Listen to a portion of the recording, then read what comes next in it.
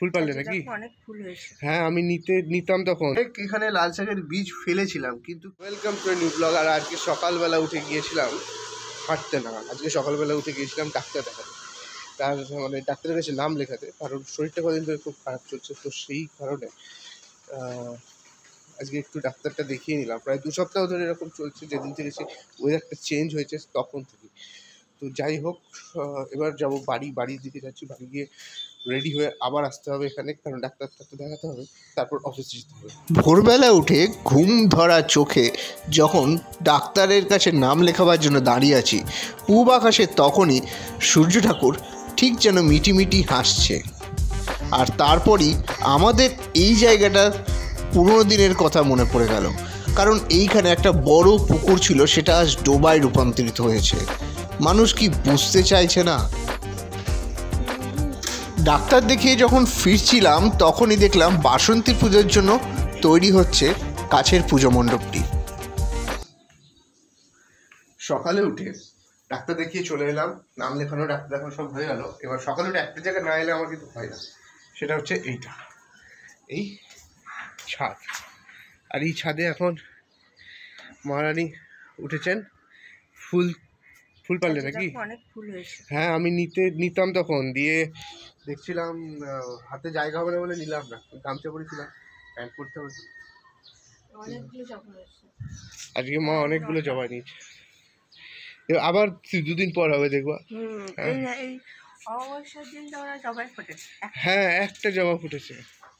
তো যাই হোক, মেঘলা ওয়েদার আজকেও আবার হয়েছে। গরম, কালকে রোদ ছিল, তো আজকে আবার মেঘলা ওয়েদার, একটু ঠান্ডা ঠান্ডা আছে।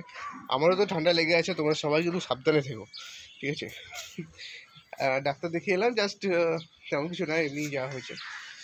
তো যেটা দেখানোর সেটা হচ্ছে, দেখো আমি অনেক এখানে লাল শাকের বীজ ফেলেছিলাম, কিন্তু কি হয়েছে কি, পাখিতে মোটামুটি ম্যাক্সিমাম বীজ খেয়ে নিয়েছে। মাকে দিয়েছিলাম লাগাতে, মা ওটাকে ঢাকা দেয়নি। আমি করি কি, এটা হয়ে গেলে একটা নেট দিয়ে ঢাকা দিয়ে দিই, বাট মা ঢাকা দিতে ভুলে গেছিলো, তাই পুরো বীজ প্রায় খেয়ে নিয়েছে।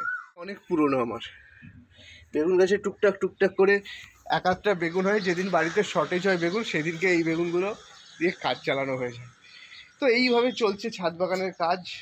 মাঝে অনেকটা সুন্দর ছাদ বাগান তৈরি করে সেক্টরের কাজ, তো কোনো টাইম ঠিক নয়, যার জন্য কি হয়, কখনো টাইম বেশি পাওয়া যায়, কখনো টাইম কম পাওয়া যায়। মানে সেই সকালে উঠে অফিস, আবার সেই 8টার সময় বাড়ি।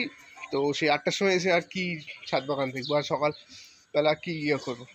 তো চলছে, ছাদ বাগান করো আর ভালো ভালো জিনিস তৈরি করে আমার কমেন্টে দিও। এখনো পর্যন্ত রাস্তায় বেরিয়ে ক্যামেরা ধরার ভয়টা এখনো যায়নি, তাই সেরকমভাবে ভিডিওটা করতে পারছিলাম না। বিশালে খুবই লজ্জা আর অকওয়ার্ড লাগছিল, কিন্তু চেষ্টা করছি বন্ধুরা। অ্যাকচুয়ালি সারাদিন পর অফিস থেকে বেরিয়ে এখন এসেছিলাম বিশালে শপিং করতে, বাট প্রচণ্ড ভিড়। আজকে কিছু শপিং করলাম, কিছু তেল নেওয়ার ছিল, তেলটা আমি এখান থেকে নিই, তোমরাও ট্রাই করতে পারো। তো দেখাবো তেলের ওপর। তো এবার বাড়ি যাওয়ার পালা। বাড়ি যাওয়ার আগে একটা কাজ ছিল, বেটুর একটা ওষুধ নেওয়া ছিল, পেটে এখনও সেটার কোনো পাঠায়নি। তো দেখি গিয়ে বাড়িতে জিজ্ঞেস করবো, তাও দেখা যাক। চলো, লাগবে বাবা।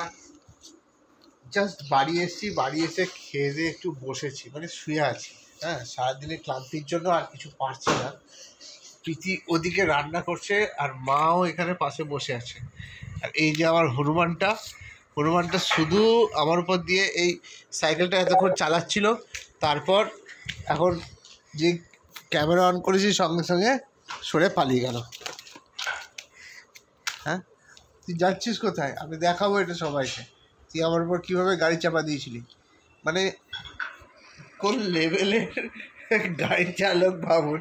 হ্যাঁ, তাহলে বন্ধুরা, যাই হোক, আজকের জন্য ভিডিওটা এখানেই শেষ করছি। আর কিছু না, এবার সারাদিন পর ক্লান্তি হয়ে আর ভালো লাগছে না, ঠিক আছে?